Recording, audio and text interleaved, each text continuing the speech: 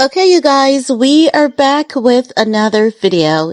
In this video, we're going to talk about Ye visiting the Jewish Human Rights Org Center after he has been banned in quite a few countries across Europe. Let's talk about it because, as I've said to you guys, the most important thing that Ye will ever do is not to say that he's sorry, but is to prove that he's truly sorry. And no, he's definitely walking the walk. He's just not talking the talk. But the question is, will this ever be enough for Ye to be given grace? I don't think so. I don't think so. I don't think that nothing he'll do going forward will ever be enough for him to be given grace. And people are going to slowly but surely wake up to the realization that it is not just about what Ye said. It also has to do with the color of his skin. Many people, they're not catching on to the fact that Ye is not being penalized only for what he said. It's a combination. He is black, and because Ye has so much power without money, it is an offense. It is an offense to them that he wields so much power without any money whatsoever, without any brutalization whatsoever. And when I say brutalization, I'm talking about, for example, committing a genocide. Normally, for someone to wield such power as Ye, they would have to be from old money.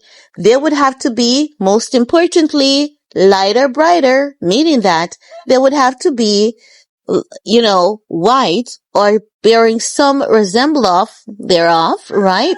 And not just that, he would have to have connections with diplomats all across the world, and not just connections, he would also have to had committed atrocities so evil, so dark that he automatically drive fear into people.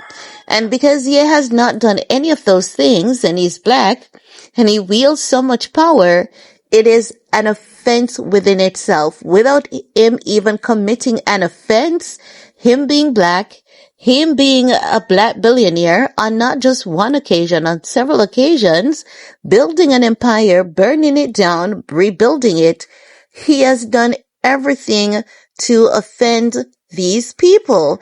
And as such, they're not going to take what he's coming with. I mean, he can definitely try. And I think, in my opinion, he owes it to himself to do the right thing, not just himself and his kids, because you know what? They can say Ye said stuff that was offensive, but at the end of the day, they cannot say that he never ever tried to make it right. There's evidence now that he's going above and beyond to make things right. Because, as I've said, he was caught stepping out of a Jewish Human Rights Center. Yes, TMZ was there, and they were asking him questions, but he left the Simon West Wiesenthal Center in Beverly Hills Monday night after spending about an hour and a half inside. The media tried to get a word from him. He did not respond. He did not give any comment whatsoever. And I think that is good, because I believe that if he had stopped to give a response, they would push and they would try to twist his words. Because after he left that Jewish center, right? And, TMZ and everyone was talking about it. They went into him getting banned in the UK, him getting France, banned in France, Marseille, to be specific. Then what they're coming back with is, that song that he did when he released Vultures, when he said, how can it be anti-Semitic when I slept or smashed a Jewish bitch, and he used that in the derogatory term. When he did that, as you guys can remember, it caused a lot of uproar on social media. And then the black community eyes eyes were open to the fact that he could have, like rappers, it is not as though he could have. Rappers have been saying that about black women for centuries. And it's like code. It is the norm. It is the acceptable thing to say about black women, but it's not acceptable for you to say it about a Jewish girl. So when he did that song at the time, and he started receiving a lot of backlash from the Jewish community for that song, a lot of people from the black community was like, hold on a second.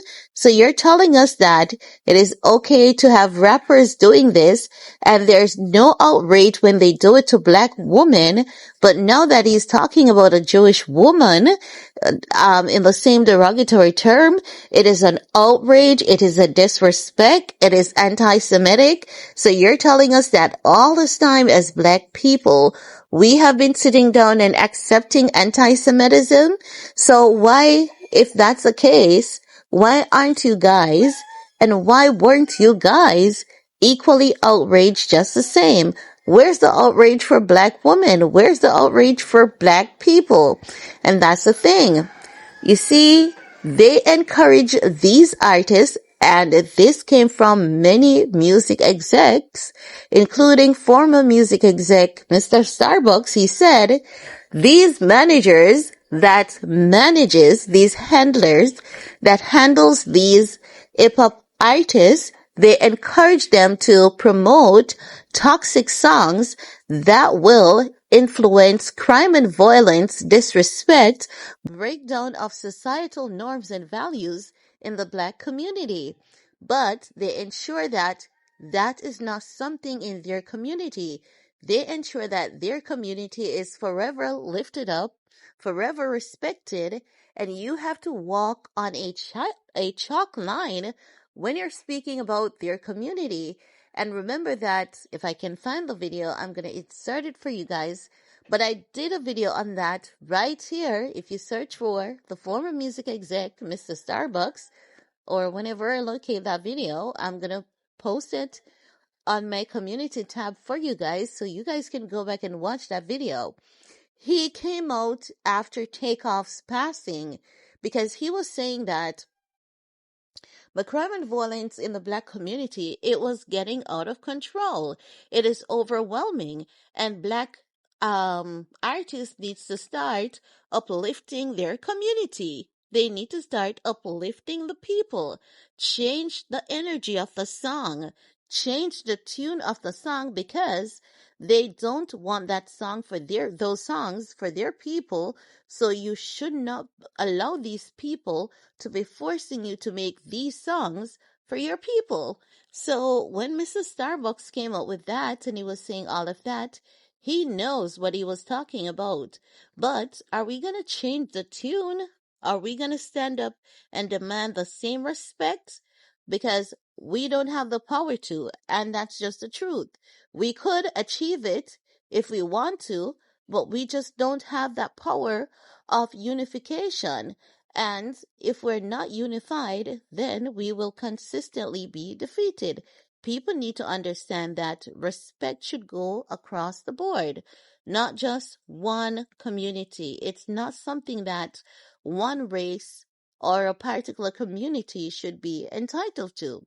So, as I was saying, with Ye going about and walking the talk, he's not just talking the talk, he's just walking the talk as well. He's proving that he is sorry for the things that he has said.